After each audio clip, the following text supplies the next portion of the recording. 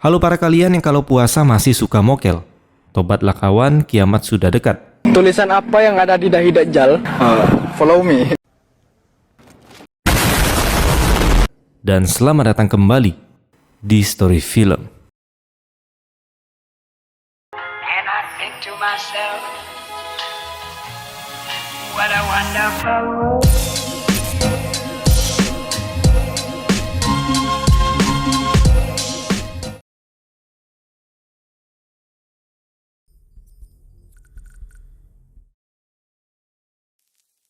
Kalau suatu hari nanti pengadilan tidak lagi dipimpin manusia, tapi oleh AI yang langsung menentukan hidup atau mati seseorang dalam hitungan jam.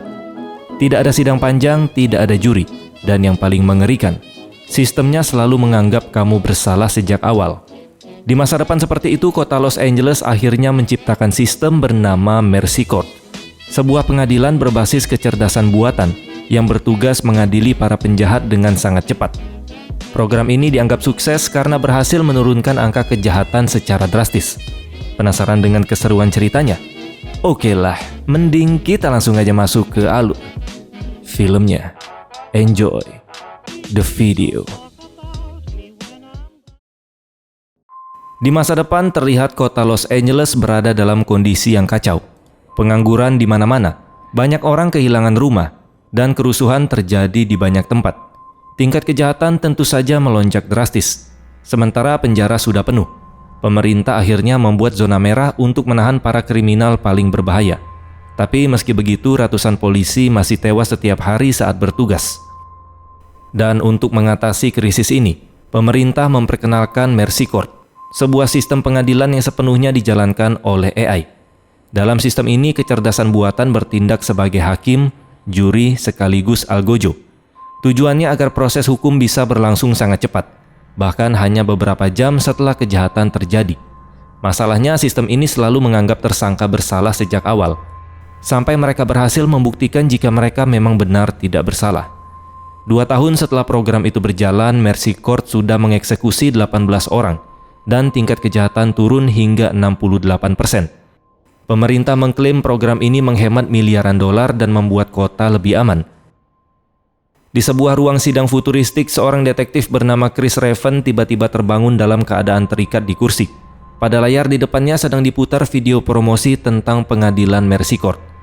Tidak lama kemudian, AI hakim yang bernama Maddox muncul dan mengatakan jika persidangan bisa dimulai karena kadar alkohol Chris akhirnya sudah turun. Maddox menjelaskan bahwa Chris sempat tidak sadarkan diri hampir 6 jam. Lalu dia memintanya bersumpah untuk mengatakan yang sebenarnya.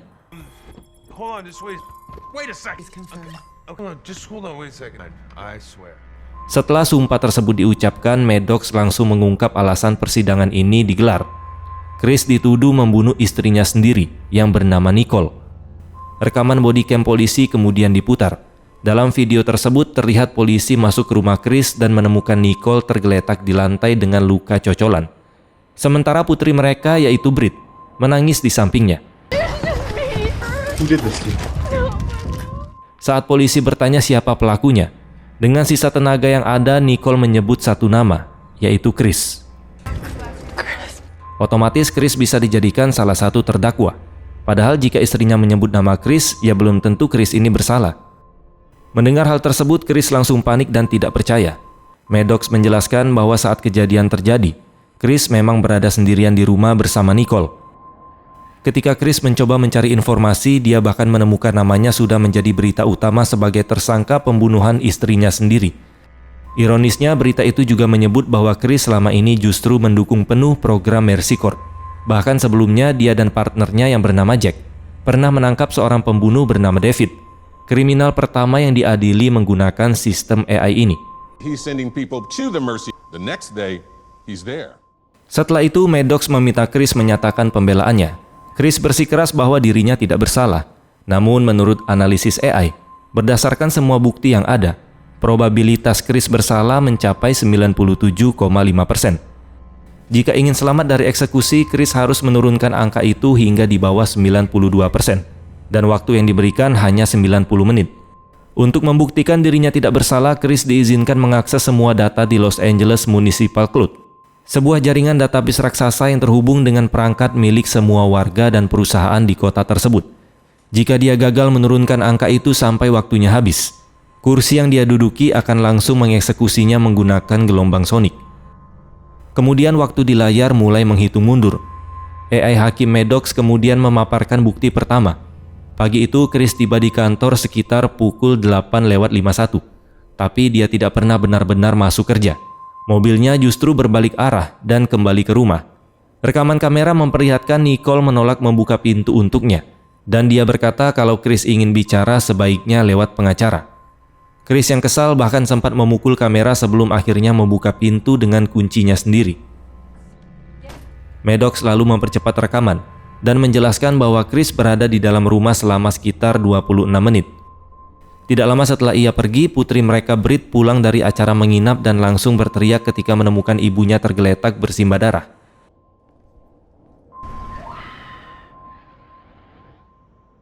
Hasil forensik menunjukkan Nicole dicocol oleh seseorang, dan luka tersebut langsung merusak tulang belakang serta menembus jantungnya.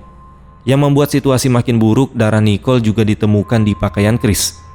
Setelah meninggalkan rumah, Chris diketahui pergi ke sebuah bar dan minum sampai mabuk. Awalnya dia membantah, tapi rekaman kamera keamanan menunjukkan dirinya memang benar-benar mabuk, dan bahkan sempat berkelahi dengan polisi yang mencoba menahannya. Dia juga sempat mencoba merampas mobil orang lain sebelum akhirnya dilumpuhkan polisi dan dia pingsan. Chris sendiri tidak mengingat semua kejadian itu, dan Maddox berkata jelas saja Chris tidak ingat, karena dia sedang dipengaruhi oleh alkohol. Chris lalu meminta untuk berbicara dengan putrinya. Namun aturan Mercy Court tidak mengizinkan anak di bawah umur menjadi saksi.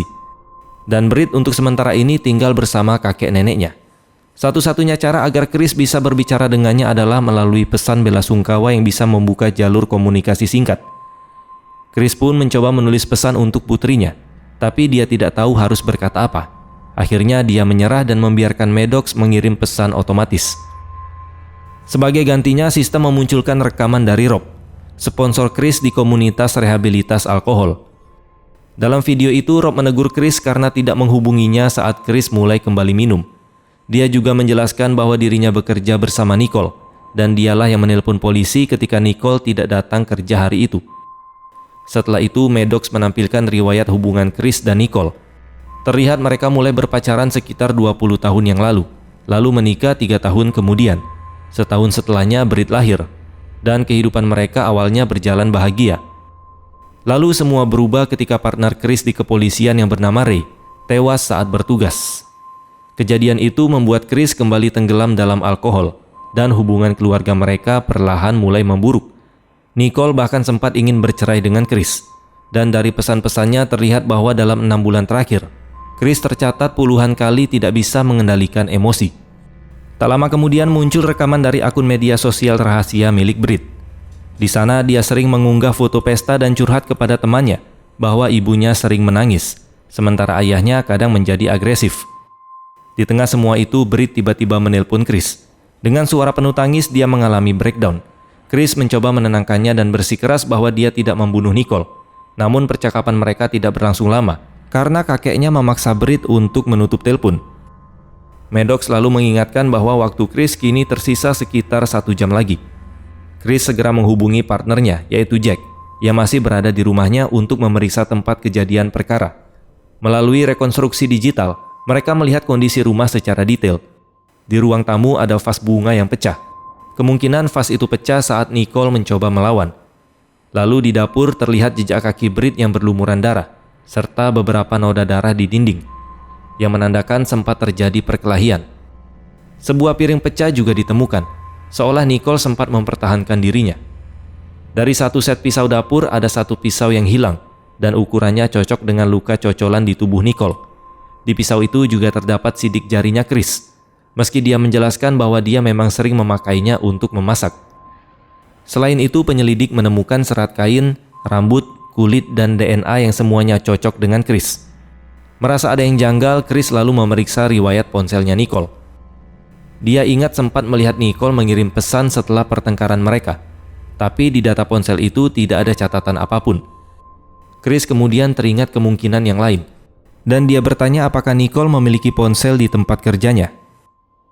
Awalnya Maddox tidak menemukan data tersebut. Tetapi setelah melacak riwayat panggilan Chris, akhirnya nomor tersebut berhasil ditemukan. Saat nomor itu dihubungi, Jack yang berada di rumah mendengar suara ponsel berdering dari sebuah mobil yang terparkir di luar. Dia pun memecahkan kaca mobil dan menemukan ponsel Nicole di dalamnya. Ternyata ponsel itu adalah perangkat pasar gelap yang tidak terhubung ke sistem kota. Di dalamnya hanya ada beberapa panggilan dan pesan yang semuanya terhubung ke satu nomor misterius yang lain.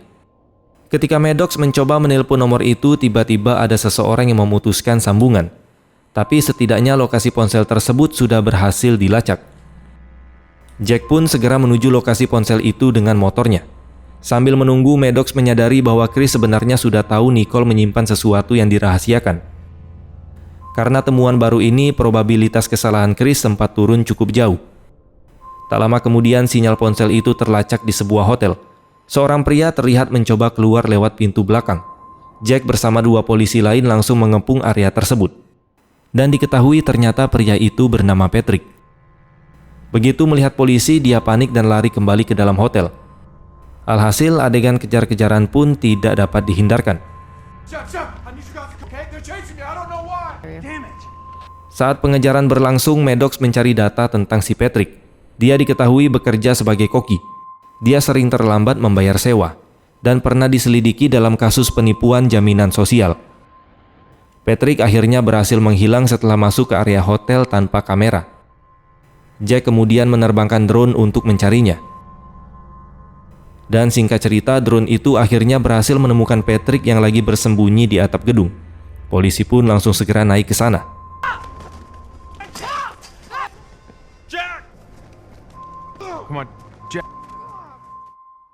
Setelah kejadian yang cukup sengit, akhirnya Patrick berhasil ditangkap.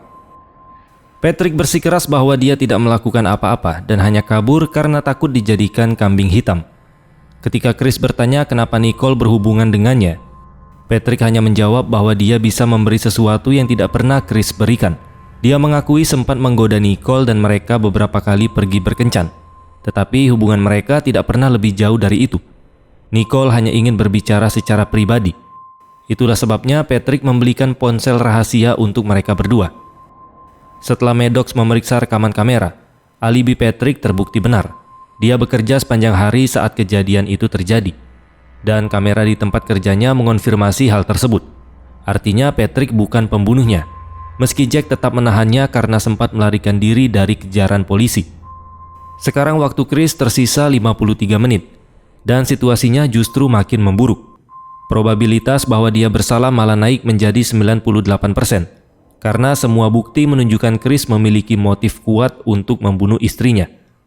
Chris lalu menangkap sesuatu yang baru. Ternyata hari itu Nicole menemukan botol alkohol yang selama ini dia sembunyikan di mobil. Dia mengaku sudah kembali minum selama hampir setahun tanpa sepengetahuan keluarganya. Mendengar hal itu, Maddox langsung memunculkan rekaman dari masa lalu mereka. Dalam salah satu rekaman, Nicole pernah memergoki Chris minum di garasi. Saat itu Chris sempat membentaknya. Tapi kejadian itu justru membuatnya sadar bahwa dia punya masalah serius. Setelah itu Chris mulai menghadiri pertemuan alkoholik anonimus dan bertemu Rob yang sempat membantunya tetap sadar untuk beberapa waktu. Namun kematian partnernya yaitu Ray kembali menghancurkan hidupnya. Rekaman lain menunjukkan momen ketika Chris dan Ray sedang dalam operasi polisi. Saat mereka hendak mendekati seorang kriminal, Chris menerima telepon dari Nicole. Ray menyuruhnya menjawab panggilan itu sementara dia turun dari mobil lebih dulu. Namun situasinya tiba-tiba berubah. Penjahat itu menembak Ray, dan mobilnya menabrak tubuh Ray hingga menghimpitnya ke mobil polisi. Di sana Chris mencoba menyelamatkannya sambil mengejar si pelaku. Dia sempat menabrakkan mobilnya sampai kendaraan penjahat itu terbalik. Tapi Ray akhirnya tetap meninggal karena luka yang dia terima. Chris kemudian mengejar pelaku sampai berhasil menangkapnya di dekat perairan. Ironisnya, ketika kasus itu dibawa ke pengadilan, pelaku justru dinyatakan tidak bersalah. Sejak saat itulah Chris sering menyesal karena tidak menembaknya saat punya kesempatan.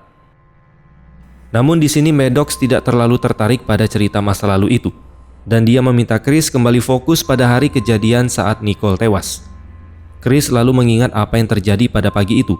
Saat tiba di kantor, dia sadar botol alkoholnya sudah tidak ada di mobil dan langsung tahu jika Nicole pasti menemukannya. Karena itulah dia pulang ke rumah, dan di sana mereka bertengkar hebat. Dalam kemarahannya, Chris memecahkan vas kesayangan milik Nicole. Pecahan vas itu sempat melukai Nicole, dan itulah sebabnya darahnya ditemukan di pakaian Chris. Setelah itu, Chris benar-benar tidak ingat apapun lagi. Bahkan dia mulai ragu pada dirinya sendiri dan bertanya-tanya apakah mungkin dia memang pelakunya. Kemudian Maddox mengingatkan bahwa waktunya masih tersisa 43 menit dan dia masih bisa menggunakan seluruh sistem data kota untuk mencari bukti. Chris lalu memeriksa daftar kontak Nicole dan memutuskan menelpon Patrick yang kini berada di tahanan untuk menanyakan apakah Nicole pernah bercerita tentang masalah di tempat kerjanya. Patrick mengatakan bahwa Nicole memang sedang sangat tertekan di kantor. Dia diminta memata-matai rekan kerjanya sendiri setelah beberapa bahan kimia hilang dari perusahaan. Chris mulai curiga pelakunya mungkin berasal dari tempat kerjanya Nicole. Namun Maddox menjelaskan bahwa tidak ada rekan kerja Nicole yang terlihat di sekitar rumah sejak acara barbecue hari Minggu. Meski begitu, Chris tetap meminta Jack pergi ke Viking Shipping Depot, perusahaan tempat Nicole bekerja. Sambil menunggu, Chris memutar ulang rekaman pesta barbecue untuk mengidentifikasi para tamu. Maddox mengatakan semua orang yang hadir memiliki alibi untuk hari itu. Chris lalu meminta memeriksa kamera tetangga. Tetapi sistemnya sempat mengalami gangguan sehingga rekamannya masih diarsipkan. Saat melihat rekaman kendaraan para tamu, Chris menyadari sesuatu yang aneh, di mana mobil Rob membawa 3 orang tambahan. Chris langsung menelpon Rob dan menanyakan siapa saja yang dia antar pada hari itu. Kemudian Rob menyebut beberapa nama, tapi dia berkata tidak ada dari mereka yang pulang bersamanya dan tidak ada yang absen kerja keesokan harinya. Karena mulai kehabisan petunjuk, Chris kembali memutar video milik Britt dari malam sebelumnya. Dari timestamp video itu terlihat bahwa saat Britt merekam dirinya menangis, Chris masih berada di tempat kerja. Itu artinya dia tidak mungkin membuat Nicole menangis pada waktu itu. Karena putrinya bisa menjadi saksi penting, Maddox akhirnya mengizinkan Chris menelpon putrinya lagi. Namun Britt terdengar marah setelah melihat video penangkapan Chris di internet dan mengetahui ayahnya diam-diam minum lagi. Bahkan banyak orang di internet yakin Chris adalah pembunuhnya. Saat Chris bertanya apa yang dia dengar malam itu, Britt mengatakan dia sempat mendengar ibunya menangis dan ada suara aneh di rumah. Dari video yang diunggah Britt terlihat dia sempat berkeliling mencari sumber suara. Saat menonton video itu, Chris menyadari sesuatu, di mana pintu ruang bawah tanah terlihat terbuka, padahal mereka tidak pernah membukanya. Ketika gambar diperjelas, terlihat tangan seseorang di gagang pintu. Itu artinya kemungkinan ada seseorang yang bersembunyi di basement sejak pesta barbecue. Untuk mencari tahu siapa orang itu, Chris dan Maddox mulai memeriksa server perusahaan tempat Nicole bekerja. Dari email internal perusahaan, Chris menemukan bahwa seseorang memalsukan catatan stok untuk menutupi hilangnya sekitar 300 kg bahan kimia dalam 6 bulan terakhir. Bahan yang hilang adalah granul urea, yang biasanya dipakai untuk pupuk tanaman. Ada produk dermatologi, dan juga bahan untuk membuat zat ilegal. Dalam salah satu email misterius, Nicole diminta bertemu dengan seseorang di dermaga. Chris lalu mencari rekaman kamera keamanan dari pertemuan itu. Di video terlihat Nicole sedang berdebat dengan seorang pria bernama Holt. Holt memohon agar Nicole tidak melaporkannya ke polisi, dan dia meminta waktu beberapa hari lagi. Namun Nicole menolak karena pekerjaannya bisa terancam. Setelah memeriksa emailnya Holt, Chris menemukan bahwa pria itu ternyata kecanduan judi dan terlilit hutang yang lumayan besar. Dan diketahui selama ini Rob yang sering membantunya secara finansial. Temuan ini membuat probabilitas kesalahan Chris turun menjadi 94,7%. Chris kemudian mencoba menelpon Rob, tetapi yang mengangkat justru si Holt. Dia mengatakan Rob tidak ada di sana dan akan mencoba mencarinya. Sambil menunggu, Maddox mencoba melacak keberadaan Holt saat pembunuhan terjadi, tetapi dia tidak menemukan hasil apapun. Chris lalu meminta kamera tetangga kembali diperiksa. Dalam rekaman terlihat sesuatu bergerak di semak-semak, tetapi videonya belum sepenuhnya terdownload. Tak lama kemudian, Holt kembali ke telepon dan mengatakan dia tetap tidak menemukan Rob. Saat Chris menuduhnya mencuri bahan kimia, Holt akhirnya mengungkapkan kebenaran. Yang mencuri bahan kimia itu sebenarnya adalah Rob. Holt mengaku dia menutupi masalah tersebut karena merasa berutang budi pada Rob yang sering membantunya. Kini Rob juga tidak diketahui keberadaannya. dan seorang rekan kerja mengatakan kalau Rob pergi menggunakan mobil milik perusahaan. Holt juga menjelaskan bahwa Rob tidak masuk kerja kemarin, dan terakhir kali dia melihatnya adalah saat pesta barbecue. Saat itu Rob meminta Holt mengantar beberapa tamu dengan mobilnya, sementara Rob sendiri tinggal lebih lama di sana. Kemudian Maddox segera melacak truk perusahaan tersebut, dan Chris meminta Jack untuk mengejarnya. Dia juga teringat bahwa Rob memiliki izin kepemilikan senjata. Pada saat yang sama, rekaman kamera tetangga akhirnya selesai diunggah. Dalam video itu terlihat jelas Rob keluar dari bagasi mobil tetangga. Meski begitu, probabilitas kesalahan Chris hanya turun sedikit, menjadi 93,4%. Hal itu membuat Chris makin frustasi dan mulai berdebat dengan Maddox. Bahkan beberapa pertanyaannya sempat membuat sistem AI itu mengalami glitch. Waktu Chris kini tersisa hanya 19 menit. Dia segera menghubungi beberapa rekannya di kepolisian dan memberitahu bahwa Rob memiliki senjata. Jack bersama timnya langsung mengepung rumah Rob dan masuk ke dalam, tetapi Rob sudah tidak ada di sana. Chris kemudian menyadari sesuatu, di mana truk perusahaan juga tidak terlihat di luar rumahnya. Dia langsung paham bahwa Rob sengaja melepas alat pelacak dari truk itu dan meninggalkannya di rumah untuk mengelabui polisi. Maddox pun mencoba melacak truk itu di seluruh kota, tetapi dia tidak menemukan plat nomornya, yang berarti Rob sudah mencopotnya. Polisi lalu menemukan foto lama yang sobek di rumah Rob. Diketahui Rob ini dibesarkan di panti asuhan, dan sebagian datanya hilang akibat peretasan database, sehingga Maddox harus mencari informasi tambahan secara manual. Di garasi rumah Rob, polisi menemukan bahan kimia yang hilang serta sisa barang bukti yang sudah dibakar. Peralatan di sana menunjukkan Rob tidak menjual bahan kimia itu secara langsung, melainkan dia mengolahnya menjadi zat ilegal. Mereka juga menemukan plat nomor truk serta buku yang menjelaskan cara merakit bom. Tak lama kemudian, kamera lalu lintas menemukan truk perusahaan tersebut melaju sangat cepat menuju ke pusat kota. Pada saat yang sama, Maddox berhasil menemukan potongan lain dari foto lama itu, dan akhirnya fakta yang mengejutkan terungkap, di mana anak laki-laki yang ada di foto bersama Rob ternyata dia adalah David, kriminal pertama yang dieksekusi oleh sistem AI Mercy Court. Ternyata David dan Rob adalah saudara kandung. Rob diadopsi keluarga lain dan namanya diganti. Setelah kematian David, Rob sengaja mendekati Chris dan berteman dengannya. Chris langsung sadar bahwa semua ini adalah rencana balas dendam. Rob ingin menghancurkan Mercy Court, dan bom yang dia bawa sedang menuju gedung pengadilan. Kemudian sebuah drone akhirnya mendekati truk tersebut dan memastikan Rob yang mengemudi mobilnya. Dia terlihat berbicara dengan seseorang di kursi sebelahnya, tetapi kamera tidak bisa melihat siapa orang itu. Merasa ada yang tidak beres, Chris langsung menelpon Britt, namun yang menjawab justru mertuanya, dan mengatakan kalau Britt baru saja keluar rumah. Saat Chris memeriksa kamera keamanan rumah mereka, dia melihat sesuatu yang mengejutkan, di mana Rob telah menculik Britt. Pada saat yang sama, polisi yang masih berada di rumah Rob menemukan timer bom di garasi. Mereka pun langsung berlari keluar, dan sebagian besar berhasil menyelamatkan diri sebelum rumah itu meledak.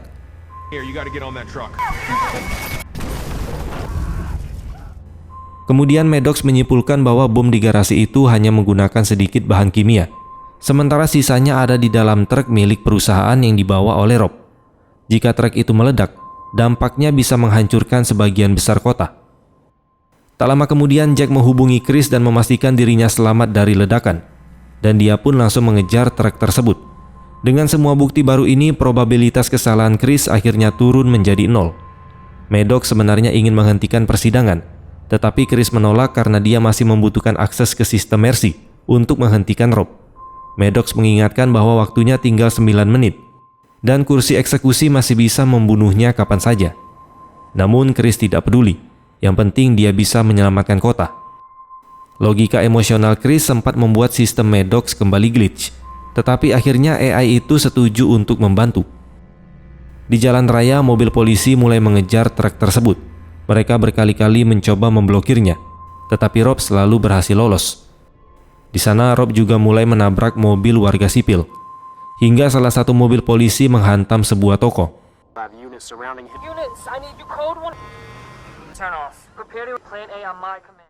Saat truk itu mencapai jembatan, helikopter SWAT mencoba menurunkan personil ke atas kendaraan. Namun Rob melaju terlalu cepat. Jack akhirnya memerintahkan timnya untuk menembak Rob. Meskipun Chris mengingatkan bahwa Britt juga ada di dalam truk tersebut. Polisi kemudian mengirim mobil remote berisi bahan peledak ke bawah truk. Tetapi saat waktunya meledak, koneksi tiba-tiba terputus sehingga bom itu gagal aktif. Chris mulai curiga Maddox mungkin meretas sistem itu, tetapi AI tersebut tidak menjawab. Waktu Chris kini tinggal 4 menit. Maddox segera mengirim peringatan evakuasi darurat ke seluruh area. Dari kamera yang menghadap truk, Chris bisa melihat Britt memohon minta tolong, sementara dia mencoba membujuk Rob agar menghentikan semuanya. Dengan penuh emosi, Rob akhirnya mengatakan bahwa David sebenarnya tidak bersalah. Namun sebelum dia sempat menjelaskan lebih jauh, Jack langsung membuka tembakan dan membuat situasi semakin kacau. Truk yang dikendarai Rob akhirnya menabrak langsung gedung pengadilan Mercy Court. Pada saat yang sama, kursi tempat Chris duduk mulai bersiap untuk melakukan eksekusi. Pada saat itu Maddox tidak menjawab karena listrik di gedung itu padam dan sistem tersebut hanya berjalan menggunakan baterai cadangan. Di lobi gedung, Rob masuk sambil menjadikan Britt sebagai sandera dan menembaki para penjaga yang mencoba menghentikannya. Waktu Chris di sini hampir habis. Saat hitungan tinggal 10 detik, kursi eksekusi mulai bergerak turun. Chris panik dan berteriak meminta bantuan. Dan tepat di detik terakhir, Maddox kembali aktif dan menghentikan persidangan sebelum kursi itu sempat membunuh Chris. Setelah terbebas dari kursi eksekusi, Chris langsung turun ke lobi. Dia mengambil rompi pelindung milik penjaga yang sudah tewas, lalu meminta Maddox mencari semua informasi tentang si David. Di lobi, Chris mencoba menenangkan Rob agar dia menyerah. Namun Rob justru mengeluarkan detonator bom. Sebelum dia sempat menekan tombolnya, Maddox muncul di layar dan memberinya kesempatan untuk mengatakan kebenarannya. Rob bersikeras bahwa saat David dibunuh, dia sedang berbicara dengan David lewat telepon. Tapi Maddox menjelaskan bahwa ketika David ditemukan, tidak ada ponsel di tubuhnya. Saat Rob masih berdebat dengan Maddox, Britt tiba-tiba menggigit lengannya dan berhasil melepaskan diri. Chris langsung memanfaatkan kesempatan itu untuk menyerang Rob.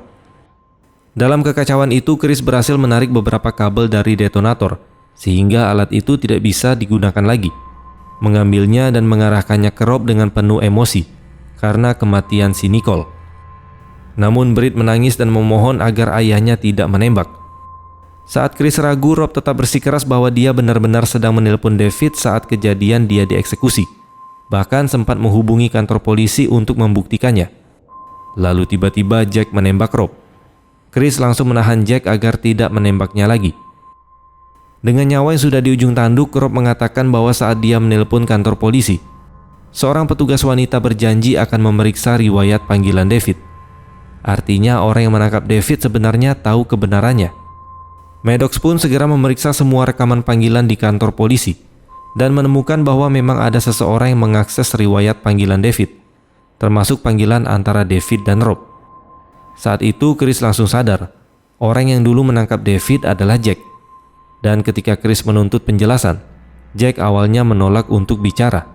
Namun setelah Maddox memeriksa datanya, terungkap bahwa ponsel David sebenarnya ada di kotak barang bukti.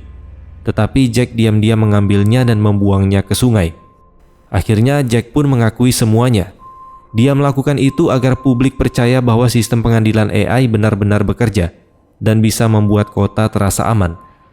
Di sini Chris sangat marah dan mengatakan bahwa kota ini tidak hanya butuh rasa aman, tapi juga keadilan. Dia kemudian memerintahkan polisi lain untuk menangkap Jack.